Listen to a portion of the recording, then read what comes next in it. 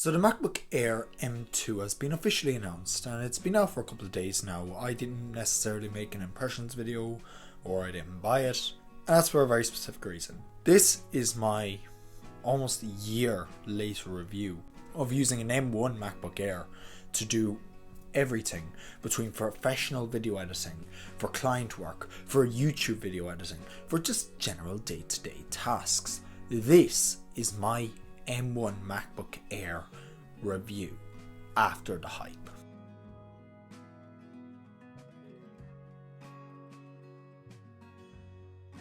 Let's get this out of the way, okay? The design, it's antiquated. We've had this design now since 2018. I'm not going to hark over it. It's not a new design. But this is a tool for me to get professional video editing done. It's a tool for me to turn on and just do my editing. Connect up to an external monitor. That's it. That is what this tool is made for. It's made to do everything that I need it to do. So Final Cut editing works like a breeze with this thing. I've edited 5K, 6K video on this thing with no issue. You can slap a LUT on it, slap color correction, slap loads of titles. And I've never had an issue with the M1. Yes, okay, it did slow down when I had like 6 layers of text in Final Cut. But like, who's going to do that? Who's going to do that? But just know it does that. In Premiere Pro, I know a ton of people have had issues with Premiere. Between crashes, between it just, bugging out. But it doesn't do that for me. It's so seamless and fluid.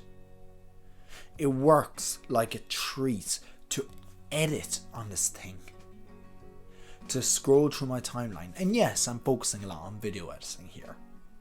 But that's what I do. Now, it does great with Photoshop as well. I can load up layers in Photoshop and it doesn't care. Like, I'm used to using a Windows laptop as well, but I always choose the M1 MacBook Air. I use the 7-core GPU model, so it's not like I have a better model. I have the base model, 256 gigs of storage. And yes, there is a flaw with the new M2 models, that the 256 gigabyte is slower. But with me, I haven't noticed any issues with the SSD in this thing. I edited off Western Digital drives, and they're spinning drives. They're probably going to crash at some point, probably going to lose all my data, but I don't care. They just work. And let me be honest here. I've used this M1 MacBook Air in a variety of situations, and it's never given me an issue. It's never brought me to the point where I've considered, okay, maybe I do need to upgrade to that fancy 14-inch MacBook Pro with an M1 Pro chip. Maybe once or twice. But that was when I was doing heavy editing beyond what this was designed for.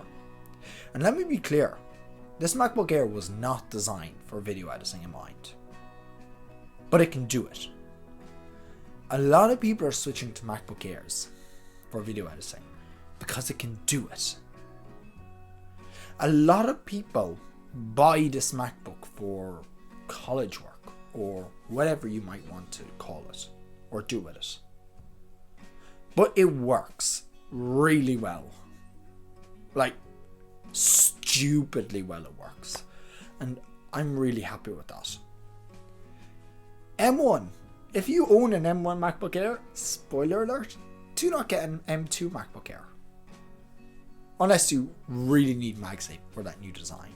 They did not change the placement of the USB-C ports. They're both on one side, like this model, which I still kind of hate sometimes. But it's kind of handy with my desk setup. I can just leave it all dangling out the side of the desk. Could I have wanted a few more ports? Sure, give me a USB-C port on the other side, give me a headphone jack on the other side, give me, which is already there, but give me an SD card slot maybe. Sure. But am I gonna kick up a fuss about it? No, because this thing has performed stupendously. Like, I can't think of another computer that I have said, okay, I'm happy with this. This does everything I need it to do. I currently shoot on a Canon 80D, and I'm recording lossless audio into my WAV files into my Zoom H5 microphone. And sometimes I use a secondary Canon 700D just as a vlog camera. That's the extent of the files I'm editing here. I'm a photographer as well. I like to do photography. I take photos and I edit them on the Mac. But the Mac has never given me an issue on that. It can batch files so well. Can it do video editing? Yes. Can it do audio engineering? Yes. Could I have liked the extra GPU core?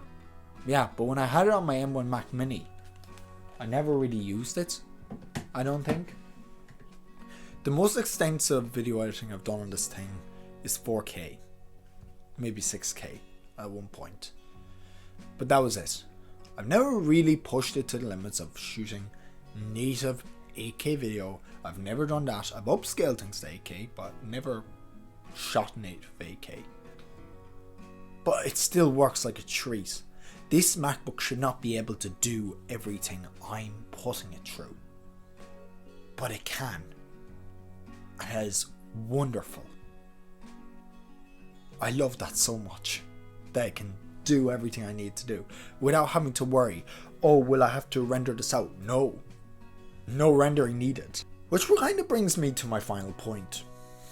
If you are looking for a MacBook Air, maybe you're a video editor, maybe you just want a MacBook, get this thing. I've seen them go for like 800 quid now. It is stupidly good value. And if you're missing out on this deal, you're gonna regret it.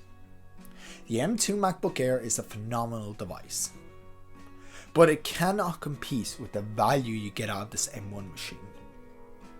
It just can't. And that's what I have to say about that MacBook Air. Obviously, I love it. I'm not giving up that thing anytime soon. Will I be upgrading to a newer model MacBook? No.